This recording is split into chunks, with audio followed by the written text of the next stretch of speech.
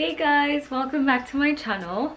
My name is Faith Chumo, and this is Hadithi za Imani.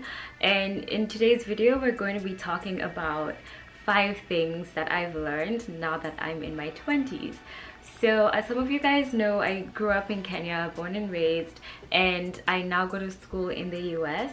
And for the first 2 years of university, I lived on campus in the dorms, but then in the third year, I decided to move out, and that was like right after I turned 21, and a lot of like adulting was just happening for me. And so I was thinking, I want to share some of the experiences, some of the lessons that I've learned now that I have my own space and I manage my finances, and I have just like taken up adulting. So yeah, let's get right into it. So the first thing that I've learned now that I'm 20 is money management. If you guys know, like if you live on your own, if you're paying your own bills, you know that you shut the lights off like before you leave more often than you would like if you're living with your parents. Like, or maybe I know some parents like are very strict about it. They're like, where's my iota before you leave a room. But now that I pay my own bills, like even a $10 difference like in the electricity bill matters for me. And so I make sure that I'm being more cognizant of that I'm not like, and any opportunity I have to like charge something off campus, I don't know, like just like I don't know, not use up my own personal resources and like use the universities, I'll do it.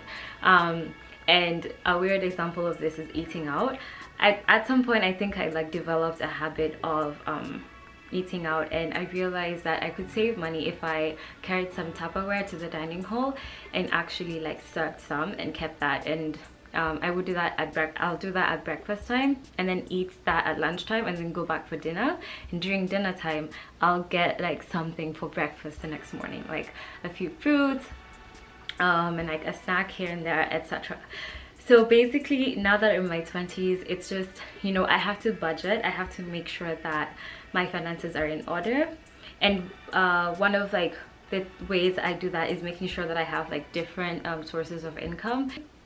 I feel like it's important like for me to start like being independent. So I think since my second year of being in college, I've kept 2 or 1 jobs like every semester, 2 or 1 job every semester, just to make sure that I have some sort of income, and I'm putting some aside and making sure that I'm being responsible. Like, so that's one like major thing: money management, not eating out unnecessarily, making sure that like you budget and you say this month I'm going to use this amount for blah blah blah. So besides making sure that I have different like sources of income, like keeping 1 or 2 jobs a semester, I've also learned that it's important to open a bank account that you don't have very easy access to, and I did that a few weeks ago, whereby I have a small amount coming out of my savings account that I have access to into that like third account that I'm not able like to look at until I either go to the bank if I want to like withdraw money from it, or blah blah blah. So you can like, I don't know how this works like in Kenya, in different Kenyan banks, but I know like with Bank of America, you can just go to them and personalize like your levels of access, so that you make sure that you're staying accountable. And every time I want to look at it, like I can log into like the actual like the online banking system and check its progress, and I'm like, wow. And what that does for me is it keeps me accountable to make sure that I'm logging in hours, and I'm there's a small business that I'm trying to start, like with essay editing and educational consultancy. So just keeping myself accountable and making sure I'm marketing my business and getting clients, and actually like scheduling time to attend to my clients, so that they're happy with my work, and like so that they pay me in time and all of that. And that's just like, that's all the motivation that I get from the money being taken out of my savings account that I can see, and then I'm like, oh wow, I need to replace this money, so I need to work. So basically, yeah, that's one major thing: money management. The second thing that I've learned now that I'm in my 20s is the importance of exercise. Guys, I know this one may sound, I don't know, shallow, or it doesn't sound that helpful, but I have a dad like who's he's like in his 60s, and he runs at around like 6 or 5 in the morning, actually almost every morning, never misses a day, and he runs like I don't know how many kilometers, and he's managed to stay young and like stay focused and stay sharp. And I remember like throughout my childhood, especially during my teens, I had really bad asthma, and every time like I would go out jogging with them, I'd have to bring my inhaler, and you know, they were like very patient with me, and I was very patient with me, but then in a way that kind of like gave me excuses for not exercising. And thank God my asthma has gotten a lot better, but this semester I made a point to run with Chanzo. Chanzo is my dog. I run with Chanzo every single morning at around 7:30. Immediately we wake up and she needs to go out peeing, like to pee or to poop, I will take her, and like I'll go in my jogging gear, and even though it's like cold and it's been going all the way up to like -15, I usually like, I think the worst we've done is like -7, and in that case like I'll go out in gloves and like a hat and a really warm jacket. But the point is like, on the days that I exercise, and these are usually like the days when I have early classes like organic chemistry at 9 a.m, I just feel so good, like so good, like all the hormones that just like fill up your body when you've exercised, and you know, you just feel so focused and refreshed. Like you'd expect that you'd be tired because like you've used your energy, but it's like so energizing, and it just opens up my mind. It just makes me feel good, and also just knowing that it's something I'd intended to do, and ticking it off my to-do list and having it done is just, it's like, wow, I've started my day on the right note, like making your bed kind of, even though that's not a habit that I've taken up quite yet. I'm working on it. But jogging in the morning, I kid you guys not, like try it out. Like if you have a friend, a neighbor who lives next to you, if you have a roommate who's interested in trying it out, if you're in college, I don't care, do it. Like I promise you, like the cognitive like effects, like your brain is just clear, you think faster, you just feel healthier, and your immune system is like boosted. Like I promise you, I think I've been sick this semester like just once, and it was an allergic reaction, like, so I don't think it had much to do with like me getting sick.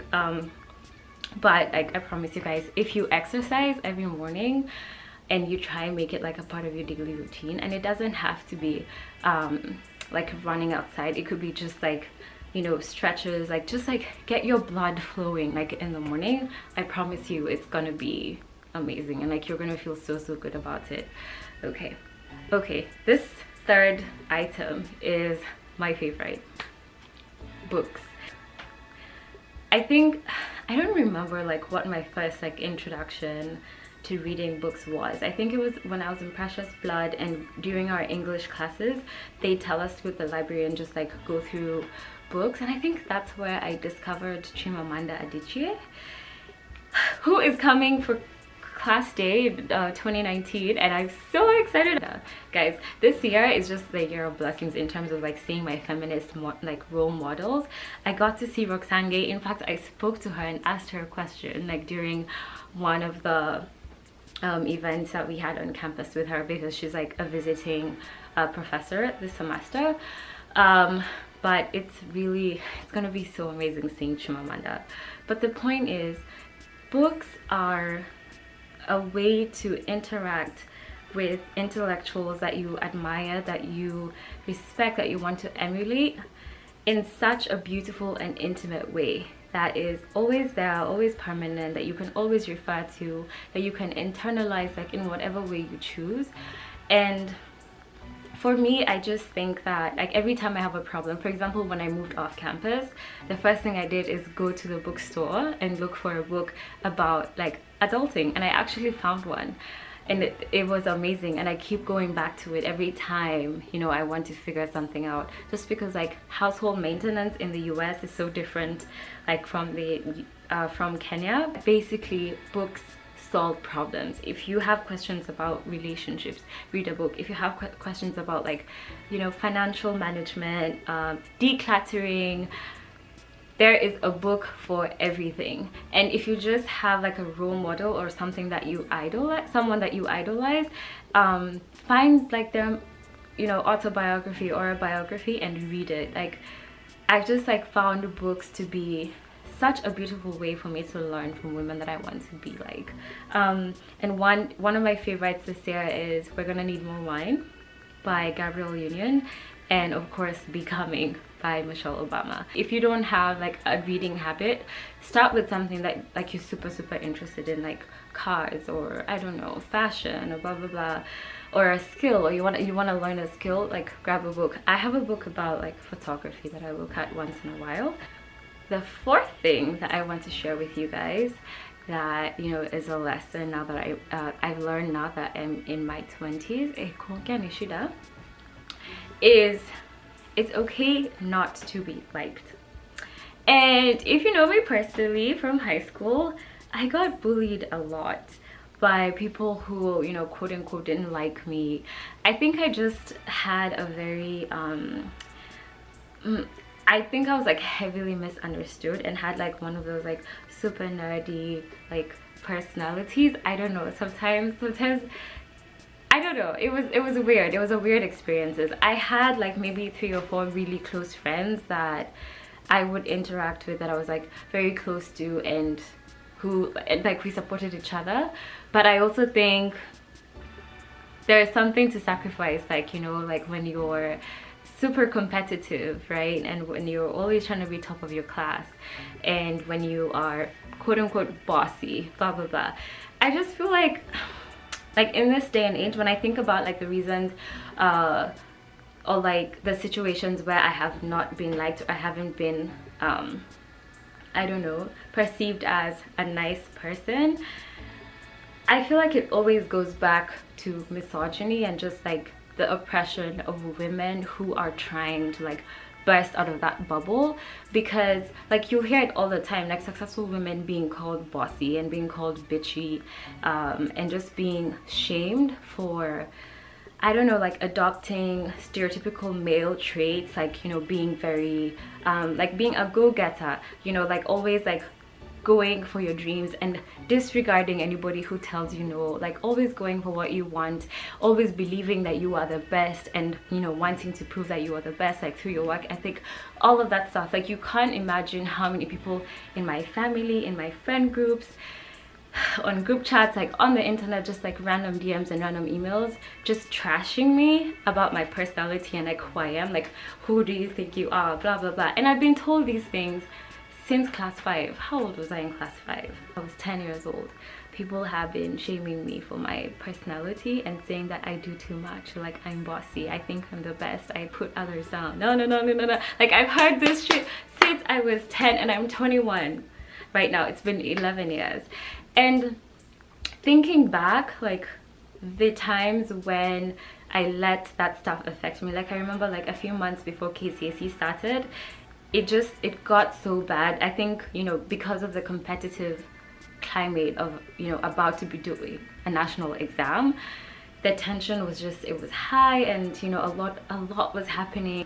Shout out to Mrs. Akatsa. She used to be the principal of Precious Blood when I was there. She was so supportive and so sweet, and I actually considered her one of my closest friends and like biggest supporters, because she is one of those women, like she's one of those women who was hated because of how assertive she was. And just, you know, looking at her and like admiring all of these other women who had very, you know, strong personalities and like did not take shit from anyone, just made me feel comfortable in who I was. So honey, listen, if I had listened to everybody who told me that I'm a shitty human being for being a go-getter, I don't think I would be here. Like, I don't think I would be able to say like I go to Yale University, and I don't think I'd be able to say that, like, you know, I'm pre-med in this amazing institution and I've done research, and, you know, I've trained to be an EMT. Like, I don't think I'd be able to say like, or like to even deserve these blessings or like manifestations of my hard work if I had listened to people who said that, you know, you're doing too much and like you need to slow down and who do you think you are. So that is lesson number 4 now that I'm 20. I feel like, you know, growing up, there are opportunities that I missed out on because I listened to people who put me down. But then now as I grow up and I meet even more assertive women in my field and like in higher education, I'm more and more encouraged to be myself. So if you're a young girl out here in Nairobi or like anywhere in the world, and people are telling you that you're bossy and you're bitchy and everything because you know your standards and you want to like keep everything at that standard, don't listen to the haters. Keep doing what you're doing, keep focusing, just keep at it.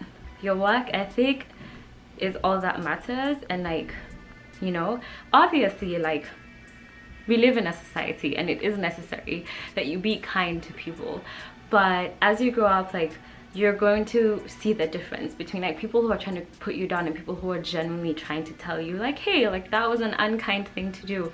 And to be honest, like I'm gonna be like straight up, yes, there were times when I was like a bitch to people, but you know, now I'm starting to like be better at listening to like criticism and also like distinguishing positive criticism from criticism that just like is harmful for you. Well, like to me. Yeah, so that's tip number 4, or rather lesson number 4 now that I'm in my 20s. The last one is very general. I didn't know how to like make it more specific, and it's basically there is a time for everything. I know that like there's this Bible verse, Ecclesiastes. I've always had trouble saying that. If I butchered that name, I'm sorry guys. But there's like this really long Bible verse like in the, you know, in the Bible that talks about how like there's a time for everything. Sorry for the weird background noise. I think my heating just came on again. I don't know what's going on with it. But anyway,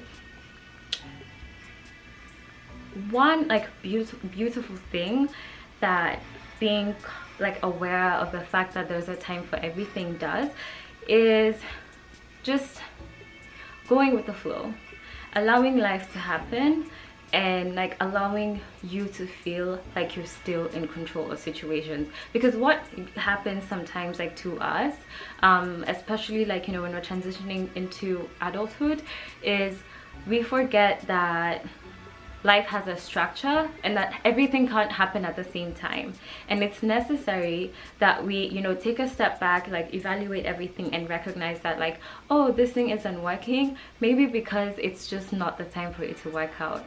And I'm mainly saying this because I talk to a lot of young women, I mentor a lot of young women, and I get a lot of questions about like balancing life and careers. And in my opinion, and this is my opinion, and this is something I think I've also borrowed from Adana David, who's this amazing YouTuber who's also a neurosurgeon. She's Nigerian, and she says a lot like about how, like, you know, basically there is a time for everything. Like, you need to understand that you're young, you have energy, so this is the time to get an education, to focus on yourself, to you know, build your career, like build who you are, invest in yourself, read books, meet friends, make relationships that like will build you. And I remember having a conversation with someone who I was helping like apply to a school, and you know, we kind of like had to, she wanted to factor in the fact that she was in, you know, a committed relationship in her decision regarding what school to go to, like what school to apply to here in the US. And she said to me like, I don't know if that's what I want to do, because I'm in this relationship and I genuinely care about this guy, he seems to care about me, and I don't want to like destroy this. And you know, as much as, you know, I always want to be respectful of people's decisions, because everybody should have agency in deciding what they want for themselves. But I feel like, you know, understanding that there is no other time besides now for us to invest ourselves, especially as young women, and that sometimes like the relationships that we get into, you know, like sexual relationships, romantic relationships, whatever relationships, even relationships like with, you know, our families, our friends, they should not come between you and your dream. Not at this like critical time, not when you have to like create your foundation, when you have the energy, the resources, the connections, everything, the networks to create that foundation for yourself. Like, it needs to be now. So basically recognizing that, you know, we are in this very short time, like you call youth or whatever, and we need to focus on ourselves and build who we are as people. It's important that, you know, we structure things accordingly, and like we recognize that we have to invest now, basically. So that's what I meant by knowing that there is a time for everything.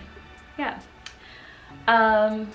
So give this video a thumbs up if you liked it. If you, and I want to challenge you guys, if there's something that you've learned now that in your 20s and you want to share it you know, on my platform, please comment below and like share with everybody else, like, you know, in the network, and let's help each other like grow. Yeah, thank you so much for watching this video. Again, please subscribe to my channel, and I will see you guys in the next one. Bye.